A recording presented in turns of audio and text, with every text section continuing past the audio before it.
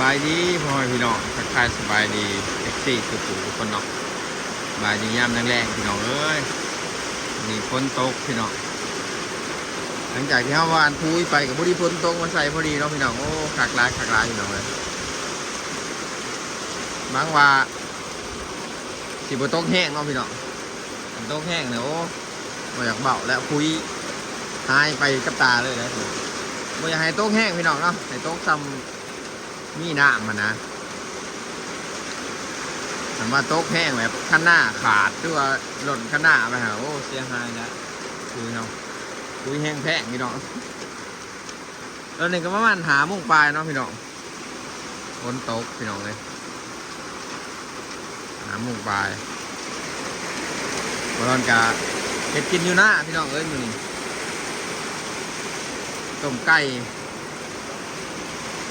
มากหนาว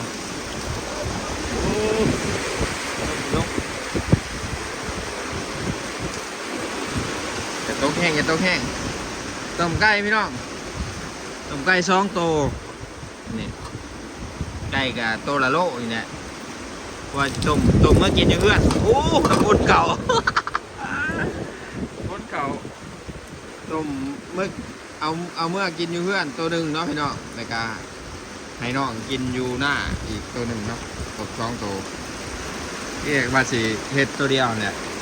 มันจะไปเพื่อนเนาะเห็นน้องยานเพิ่นบ่มีแนวกินก็เลยเฮ็ดเพื่อเพิ่นเนาะเพิ่นกำลังเมื่อวะนอนกับน้องเสือเนาะน้องอยู่นี่กับน้องเสือน้องก็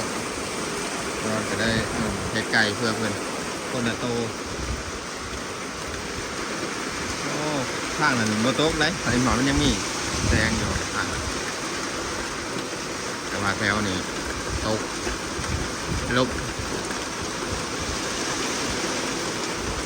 ว่านี้เบิดพี่น้องคำเนาะ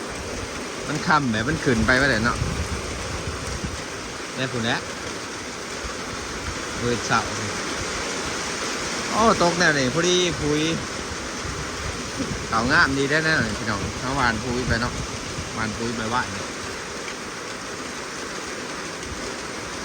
ตกซ้ำพุยเปื่อยนะมีหนักมาเจาะน้อยหนึ่งก็โอเคแหละเบิ้งขึ้นจุดโต๊ะแห้งหรอกพี่น้องขึ้นจุดโต๊ะเคิงเนาะเพราะว่าทางนั้นมันแจงพี่น้องเลยทางนั้นแจงมืดเดี๋ยวฝนมันมาทางนี้อู้เสือเอาผ้ากั้งไอ้ที่มันมาทางนี้นะฮะมันจะเปียกบนนอนมันเจ้าฮะผ้าลำตัวหนาวกั้งไว้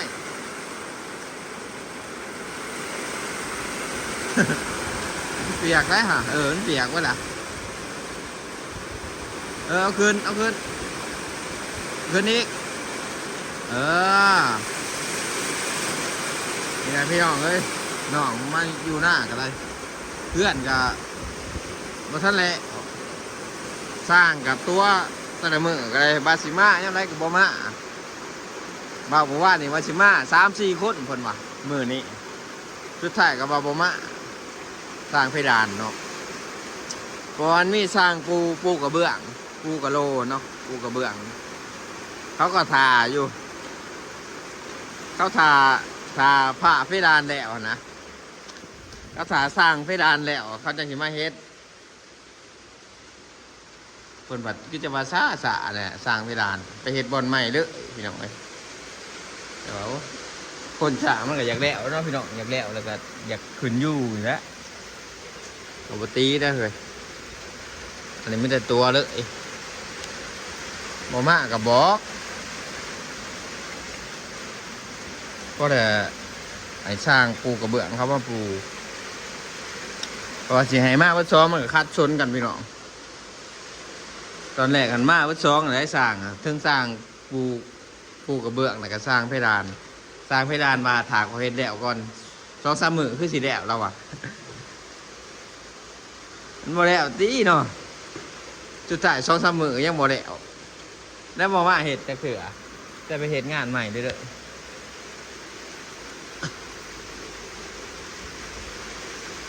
ไปเนาะตามข่าวมาตอนสิเมื่อเลยเนาะไปเนาะนี่ต้มไก่เอาตัวหนึ่งเนาะเพราะว่า ต้มให้น้องตัวหนึ่งพี่น้องเลยให้เป็นกินกับน้องเสือเนาะ2 คนเมื่อ5 วันอันนี้เอาเมื่อให้ดูให้เมียกินพี่น้องอ้าวลืมเก่าเลยโอ้ฝนตกพี่น้องเลยหักตายไปทางนั้นบ่ได้พี่น้องเอ้ยยามมันหมื่นมันทางมันแคบแน่ตอนเห็นทวิตก็จะว่ากว้างกวางเพราะว่าฝนตกมันหลุดเจือนลงพี่น้องเอ้ยเจือนลงบาดนี่แคบเขามาทางนี้ซะทางเก่าเนาะพี่น้องเหมือนละ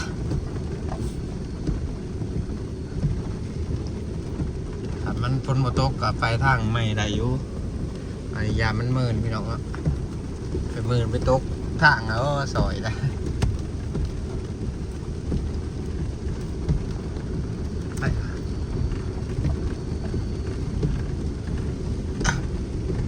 ไปฟอกันอยู่เพื่อนพี่น้องมอริงเปิดมอคิงเปิดประตูไอ้ท้ามอคิงเปิดประตูไอ้ท้า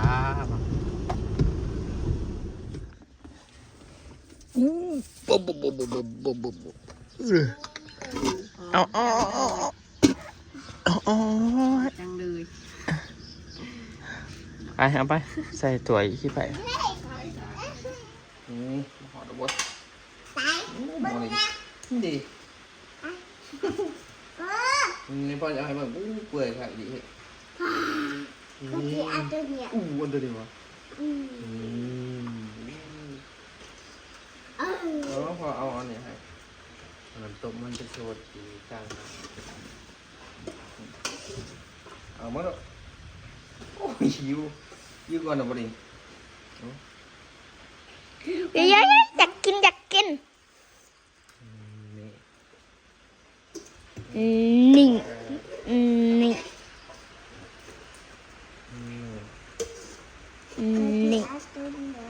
นี่ บกอยอีกบ่ มา กอยเกี่ยวเขาเลย ไป ไปแจ้ว ใส่ไหมมัน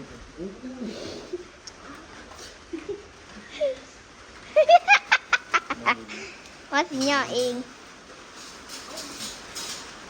เอาคอยไม่ได้บินลาไปกินไหม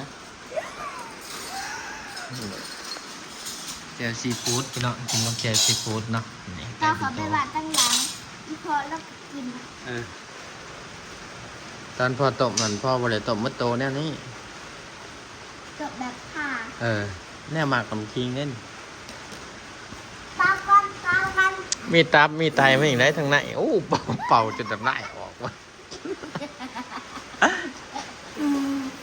มอลิง ก็บ่แสบละ